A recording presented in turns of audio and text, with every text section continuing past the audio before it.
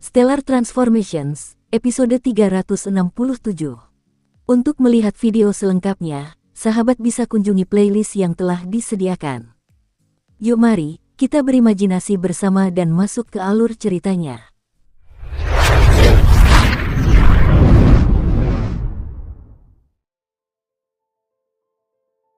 Ada sekitar 10.000 orang yang tergabung dalam seluruh gunung emas yang mempesona.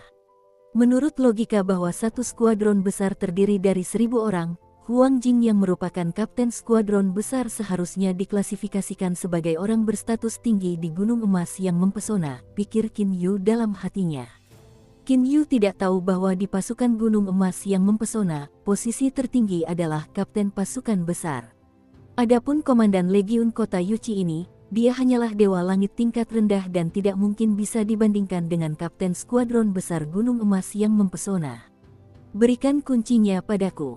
Huang Jing tersenyum sambil menatap wanita berpakaian kuning itu. Wanita berpakaian kuning itu segera mengacungkan tangannya dan mengeluarkan 13 kunci. Tuan Huang Jing, ini adalah kunci untuk 13 rumah di distrik kota utara. Sikap wanita berpakaian kuning ini sungguh sangat hormat. Dengan lambaian tangannya, Huang Jing menerima ke-13 kunci tersebut. Senior Huang Jing, Komandan Legiun Liu tersenyum lebar. Senior Huang Jing, saya tidak tahu berapa banyak kultivator dari pasukan gunung yang mempesona yang dibawa senior bersama Anda kali ini, tetapi apakah ke-13 rumah di distrik kota utara itu cukup untuk Anda? Huang Jing tersenyum tipis. Tidak apa-apa jika beberapa dari mereka tinggal serumah. Bagaimana mungkin kami mengizinkan Anda untuk memasukkan beberapa orang ke dalam satu tempat? Kau tak perlu bicara lagi. Huang Jing menyela ucapan Komandan Legiun Liu. Kembali dan beritahu Paman Yuchi bahwa aku telah tiba. Selain itu, sampaikan padanya bahwa selama aku berada di kota Yuchi, jangan izinkan orang lain datang menggangguku. Ya, kata Komandan Legiun Liu dengan hormat. Huang Jing mengangguk. Dengan gerakan kakinya, dia menghilang dari pandangan semua orang yang hadir. Di ruang tunggu lantai pertama Biro Penjualan Properti, sekelompok orang itu semuanya menatap lokasi tempat Huang Jing sebelumnya berdiri sebelum menghilang. Mereka terdiam untuk waktu yang lama. Pria itu, kurasa bahkan jika aku menggunakan tombak ilahi salju menurunku, aku tetap tidak akan memiliki peluang sedikit pun untuk mengalahkannya. Qin Yu sangat yakin. Agar pria ini bisa menjadi kapten skuadron besar gunung emas yang mempesona, apakah dia dewa langit tingkat menengah atau dewa langit tingkat tinggi? Hou Fei dan He Yu juga terdiam cukup lama. Komandan Legiun Liu mengerutkan kening. Kemudian dia berhenti membicarakan soal membeli rumah dan segera meninggalkan biro penjualan properti. Gunung emas yang mempesona. Xing Yuan masih mengingat kata-kata itu. Seandainya suatu hari nanti aku bisa menjadi kultivator gunung emas yang mempesona. Xing Yuan teringat akan rasa jijik yang ditunjukkan Liu Qian kepadanya, serta keagungan Huang Jing yang disebutkan sebelumnya. Xing Yuan melirik Ziyun di sampingnya. Keyakinannya untuk berlatih keras menjadi semakin teguh. Tak lama kemudian, Xing Yuan dan Ziyun memilih sebuah rumah di distrik kota selatan. Rumah ini sedikit lebih murah. Hanya membutuhkan total 1.980.000 batu spiritual ilahi berkualitas rendah. Setelah selesai membeli rumah dan mendapatkan kuncinya, Qin Yu dan mereka kemudian pergi. Restoran Nine Cran. Restoran 9 Bangau adalah restoran yang sangat terkenal di kota Yuchi. Karena Xing Yuan dan Ziyun telah membeli rumah, mereka memutuskan untuk pergi ke restoran 9 Bangau dan bersenang-senang. Adapun Qin Yu dan saudara-saudaranya, mereka tentu saja juga mengikuti mereka ke restoran tersebut. Keluarga Qin Yu dan saudara-saudaranya, Xing Yuan dan Ziyun, berjumlah total 7 orang. Ketujuh orang itu kebetulan memenuhi sebuah meja. Mari kita bersenang-senang kali ini. Ziyun mengerutkan kening dan tanpa ampun memesan banyak hidangan. Hidangan di restoran 9 Bangau semuanya sangat lezat dan elegan. Banyak hidangan mereka berasal dari berbagai ruang kosmik yang berbeda. Selain itu, bahan-bahan yang mereka gunakan untuk hidangan tersebut juga sangat unik. Dalam sekejap, Ziyun memesan 16 hidangan. Harganya lebih dari 800 batu spiritual ilahi berkualitas rendah. Ibu dan aku hanya pernah sekali ke sini, saat kami berdua menikah. Tak pernah kami sangka bertahun-tahun akan berlalu begitu cepat. Dan sekarang, Yun kecil, kau juga akan menetap dan menikah, kata Zi Futian sambil tersenyum. Ziyun tersenyum bahagia. Dia bahkan melirik Xing Yuan. Xing Yuan juga tersenyum dan tertawa. Saudara Xing Yuan, sebentar lagi aku kemungkinan besar akan meninggalkan desa Sealville dan juga tidak akan berada di kota Yuchi. Hari ini, aku akan menemanimu dan kita akan minum sepuasnya, kata Qin Yu sambil tersenyum. Kau akan pergi, kata Xing Yuan dengan terkejut. Hou Fei tertawa dan berkata, di masa depan, jika ada waktu, kami akan kembali mengunjungi kalian. Haha, Tepat ketika Hou Fei baru setengah jalan mengucapkan kalimatnya, pandangannya beralih ke tangga. Qin Yu dan yang lainnya juga mengikuti pandangan Hou Fei dan melihat ke arah tangga. Mereka mendengar serangkaian langkah kaki. Sekelompok orang berjalan naik dari tangga. Orang yang memimpin mereka adalah Huang Jing. Langkah kaki terus terdengar, satu demi satu, total lebih dari 30 orang telah masuk. Mereka semua adalah kultivator gunung emas yang mempesona. Qin Yu telah memastikan hal itu dalam hatinya. Lebih dari 30 orang ini, masing-masing adalah ahli tingkat Dewa Langit. Karena kedatangan kelompok orang ini, seluruh restoran langsung menjadi hening. Bahkan jika mereka tidak sengaja menunjukkan kekuatan mereka, tetapi kedatangan lebih dari 30 Dewa Langit pada saat yang bersamaan, aura semacam itu telah membuat sebagian besar orang di restoran itu terkejut. Kapten skuadron besar, silakan duduk di sini. Dengan cepat, para Dewa Langit itu telah duduk di 5 meja. Adapun pemuda berpakaian putih Huang Jing, ia melihat Qin Yu dan tak kuasa menahan matanya yang berbinar. Sungguh kebetulan. Pemuda berpakaian putih Huang Jing tersenyum kepada Qin Yu dan berkata, 30 lebih kultivator gunung Dazzling Gold semuanya menatap Qin Yu. Sungguh suatu kebetulan. Qin Yu mengangguk pelan.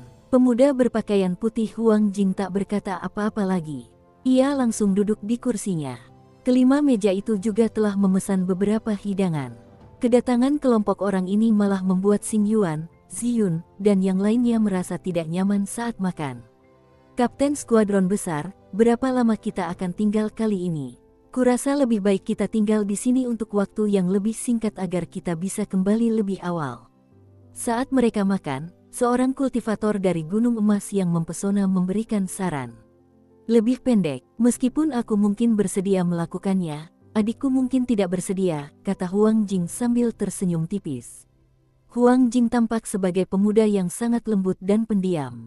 Bahkan ekspresi senyumnya pun tampak seperti senyum seorang wanita.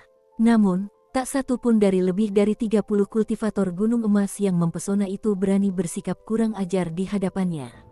Tuan muda terlalu kuat, jika kami pergi, kami hanya akan diinjak-injak. Kapten skuadron besar, tolong temani tuan muda untuk kami. Lagi pula, dia bukan tandinganmu, kata seorang kultivator wanita dari gunung emas yang mempesona. Huang Jing menggelengkan kepalanya dan berkata, adikku menolak untuk berkelahi denganku. Kalau tidak, mengapa aku membawa kalian semua ke sini? Tapi, tuan muda kecil itu. Baiklah, kali ini aku akan berusaha semaksimal mungkin untuk mengurangi waktunya. Kalian semua, Huang Jing menggelengkan kepalanya tanpa daya. Kalian semua, tenang. Sebuah suara dingin dan jelas tiba-tiba menggema di seluruh restoran. Semua orang di restoran tiba-tiba berhenti berbicara. Huang Jing dan lebih dari 30 orang yang bersamanya semuanya menoleh ke arah sumber suara itu. Sungguh seseorang yang memiliki cukup keberanian. Hou Fei, He Yu, dan yang lainnya juga menatap pemilik suara itu dengan penuh semangat. Orang yang berbicara adalah seorang pria berpakaian abu-abu yang duduk di sudut restoran.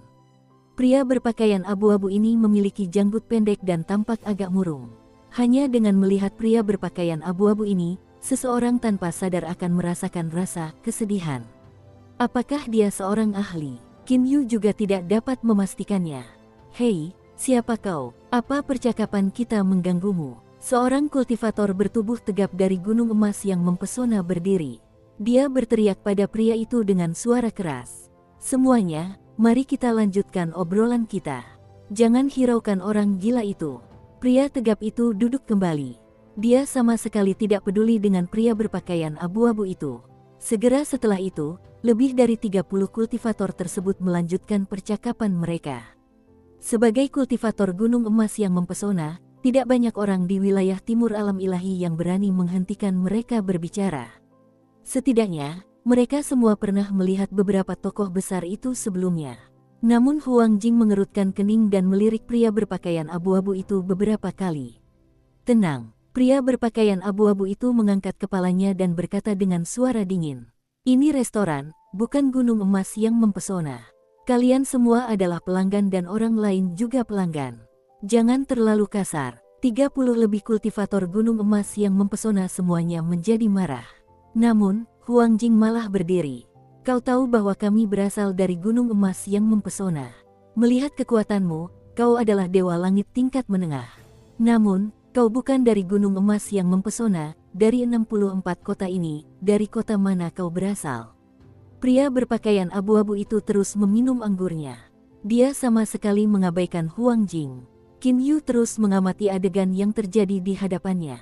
Kakak, suara Hou Fei terdengar di benak Qin Yu. Qin Yu menatap Hou Fei. Wajah Hou Fei agak pucat. Dia berkata melalui transmisi suara, kakak, aku terus merasa pria berpakaian abu-abu itu sedang memperhatikanku. Qin Yu menoleh untuk melihat pria berpakaian abu-abu itu. Pria berpakaian abu-abu itu sedang minum. Tapi dia tidak menatapmu. Qin Yu mengerutkan kening. Wajah Hou Fei semakin pucat. Tidak, aku bisa merasakan dia sedang menatapku. Lebih jauh lagi, dia telah menekanku dengan auranya. Saat Hou Fei mengatakan itu, keringat mengalir di dahinya. Aura. Qin Yu tidak dapat merasakan aura apapun di sekitarnya. Ia tidak dapat menahan diri untuk tidak bingung dan menatap Hou Fei, lalu pria berpakaian abu-abu itu. Huang Jing berdiri dan menatap pria berpakaian abu-abu itu.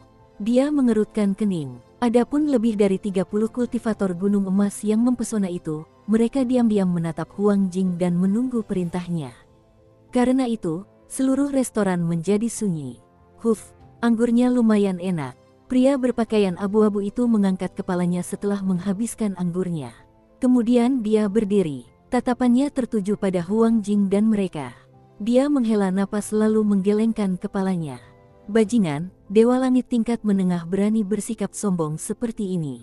Teriak pria bersuara lantang itu. Dia langsung menyerbu ke arah pria berpakaian abu-abu itu. Huang Jing tidak menghalangi bawahannya.